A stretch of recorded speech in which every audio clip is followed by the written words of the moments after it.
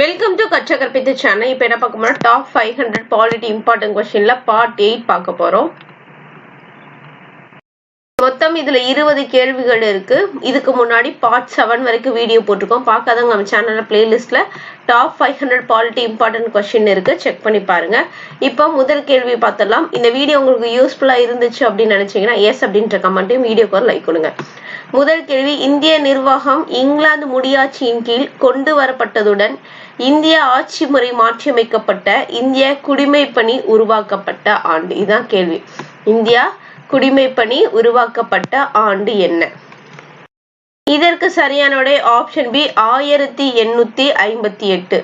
இந்திய நிர்வாகம் இங்கிலாந்து முடியாட்சியின் கீழ் கொண்டு வரப்பட்டதுடன் இந்திய ஆட்சி முறை மாற்றியமைக்கப்பட்டு இந்திய குடிமைப்பணி உருவாக்கப்பட்ட ஆண்டு 1858. அடுத்து இரண்டாவது கேள்வி, எந்த சட்டம் நிறைவேற்றப்படும் வரை இந்தியர்களால் உயர்ந்த ஆட்சித்துறை பதவிகளை அடைய முடியவில்லை? இதற்கு சரியான விடை ஆப்ஷன் பி இந்திய அரசு சட்டம் 1919. எந்த சட்டம் நிறைவேற்றப்படும் வரை இந்தியர்களால் உயர்ந்த ஆட்சித்துறை பதவிகளை அடைய முடியவில்லை? இதற்கான விடை இந்திய அரசு சட்டம் 1919. அடுத்து மூன்றாவது கேள்வி, ஒவ்வொரு திட்டத்திலும் இலக்குகளை அடைய முதல் எத்தனை 5 ஆண்டுகள் மிக பெரிய பலனை அளித்தன? இதற்கான விடை ஆப்ஷன் பி 3. ஒவ்வொரு திட்டத்திலும் இலக்குகளை அடைய முதல் எத்தனை 5 ஆண்டுகள் மிகப்பெரிய பலனை அளித்தன? 3. நான்காவது கேள்வி, மத்திய அரசாங்கத்தின் அமைச்சகம் எத்தனை அடுக்குகளை கொண்டது? இதற்கும் விடை 3. மத்திய அரசாங்கத்தின் அமைச்சகம் எத்தனை அடுக்குகளை கொண்டது? 3.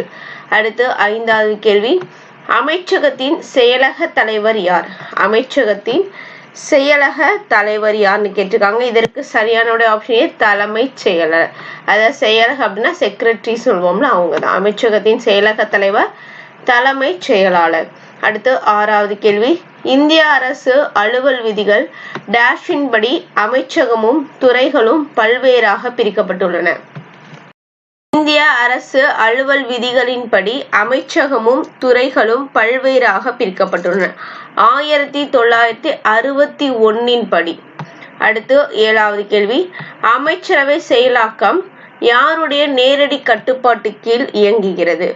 அமைச்சரவை செயலகம் யாருடைய நேரடி கட்டுப்பாட்டில் இயங்குகிறது? இதற்கு சரியான ஆப்ஷன் சி பிரதமர்.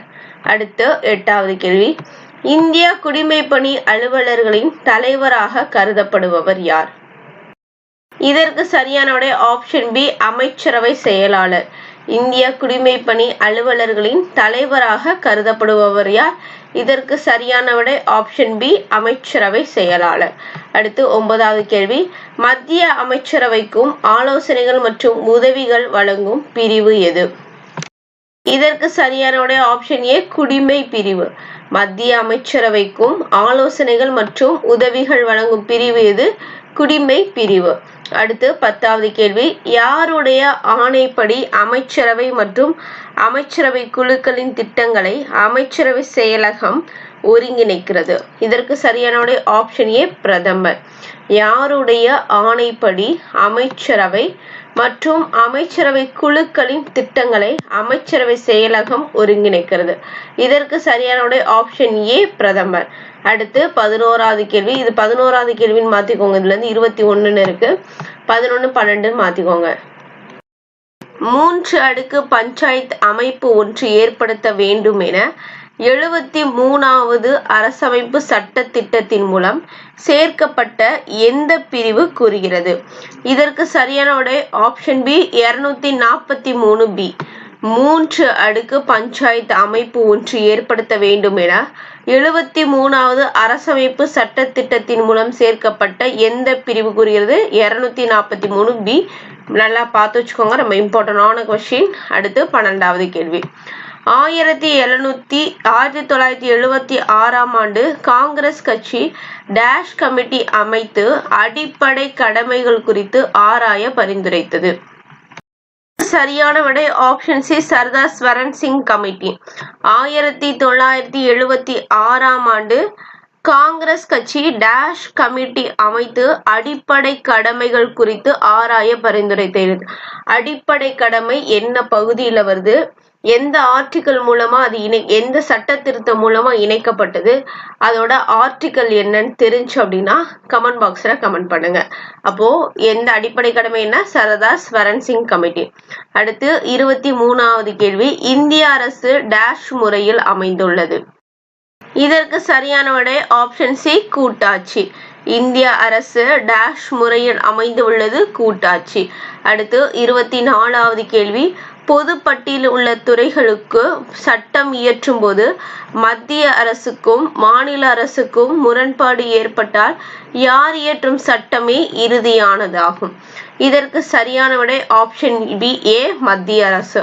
அதாவது பொதுப்பட்டியல்ல மட்டும்தான் சொல்லியிருக்காங்க. பொதுப்பட்டியல் துறை எவ்வளவு இருக்குன்னு தெரிஞ்சுன்னா மத்திய பட்டியல், மாநில பட்டியல், பொதுப்பட்டியல்னு 3 பட்டியல் இருக்கு நம்ம இதுல.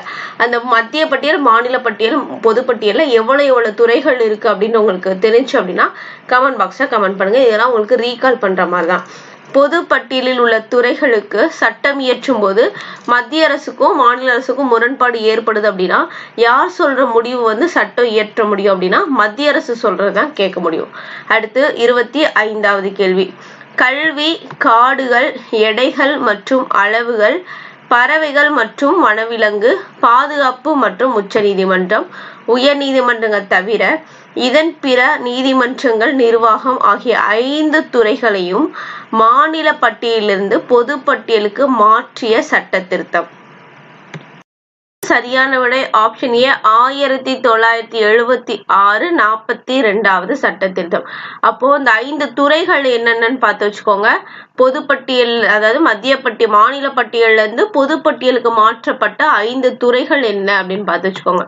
ஃபர்ஸ்ட் கல்வி, 2வது காடுகள், 3வது எடைகள் மற்றும் அளவுகள், 4வது பறவைகள் மற்றும் வனவிலங்கு, 5வது பாதுகாப்பு மற்றும் உச்ச நீதிமன்றம் உயர் நீதிமன்றங்கள் தவிர இதன் பிற நீதிமன்றங்கள் நிர்வாகம் ஆகிய 5 துறைகளையும் மத்திய பட்டியலிருந்து மாநில பொது பட்டியலுக்கு மாற்றப்பட்ட சட்டம் 1976 42வது சட்ட திருத்தம். அடுத்து 26வது கேள்வி, 1963 மேற்கொள்ளப்பட்ட எத்தனையாவது சட்ட திருத்தத்தின்படி உயர் நீதிமன்ற நீதிபதிகளின் ஓய்வு பெறும் வயது 60லிருந்து 62ஆக மாற்றப்பட்டது? 15வது சட்ட திருத்தப்படி 1963 மேற்கொள்ளப்பட்ட எத்தனையாவது அப்போ 15வது சட்ட திருத்தம் எப்போ 1963 பார்த்து வச்சுக்கோங்க. அப்போ இதுல என்ன மாற்றம் கொண்டு வந்திருக்காங்க, உயர் நீதிமன்ற நீதிபதிகளோட ஓய்வு பெறும், உச்ச நீதிமன்றம்ல உயர் நீதிமன்றம் நீதிபதிகளோட ஓய்வு பெறும் வயது 60லிருந்து எவ்வளவா மாறி இருக்கு, 62ஆ மாற்றப்பட்டிருக்கு.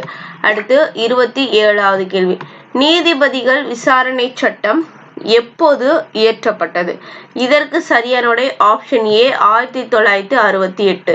நீதிபதிகள் விசாரணை சட்டம் எப்போது இயற்றப்பட்டது? 1968. அடுத்து 28வது கேள்வி, உயர் நீதிமன்றங்கள் நீதிபதிகளின் ஊதியம் மற்றும் படிகள் அரசமைப்பின் எவ்வுறுப்பால் குறிப்பிடப்படுகிறது?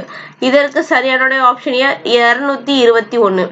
யாரு? உயர் நீதிமன்றங்கள் நீதிபதிகளின் ஊதியம் மற்றும் படிகள் சொல்ற ஆர்டிக்கல் என்னன்னு கேட்டிருக்காங்க, 221. அடுத்து 29வது கேள்வி, அதாவது 19வது கேள்வி, சாரி இதுல உள்ள மாதிரியே சொல்லிட்டேன். ஏதேனும் ஒரு உயர் நீதிமன்றம் நீதிபதியை தற்கால தலைமை நீதிபதியாக குடியரசுத் தலைவர் எவ்விதியின்படி நியமனம் செய்கிறார் அப்படின்னு கேட்டிருக்காங்க. இதற்கு சரியான ஆப்ஷன் சி, 223. ஏதேனும் ஒரு உயர் நீதிமன்ற நீதிபதியை தற்கால தலைமை நீதிபதியா குடியரசுத் தலைவர் இது பண்றேன்னா அதுக்கு ஆர்டிக்கல் என்ன, 223. அடுத்து 30வது கேள்வி, 1802ஆம் ஆண்டு சென்னை மாகாணத்தை உருவாக்கியவர் யார்? இதற்கு சரியான ஆப்ஷன் பி, வெல்லஸ்லி பிரபு. 1802 இயர் பார்த்து வச்சுக்கோங்க. சென்னை மாகாணத்தை உருவாக்கியவர் யாரு? வெல்லஸ்லி பிரபு. இதோட 20 கேள்விகள் நம்ம முடிச்சிருக்கோம் இந்த வீடியோல. இந்த வீடியோ உங்களுக்கு யூஸ்ஃபுல்லா இருக்கு அப்படின்னு நினைச்சீங்கன்னா கமெண்ட் பாக்ஸ்ல எஸ் அல்லது வீடியோக்கு லைக் கொடுங்க. இந்த வீடியோ பிடிச்சிச்சுன்னா லைக் பண்ணுங்க, ஷேர் பண்ணுங்க, சப்ஸ்கிரைப் பண்ணிக்கோங்க. நன்றி.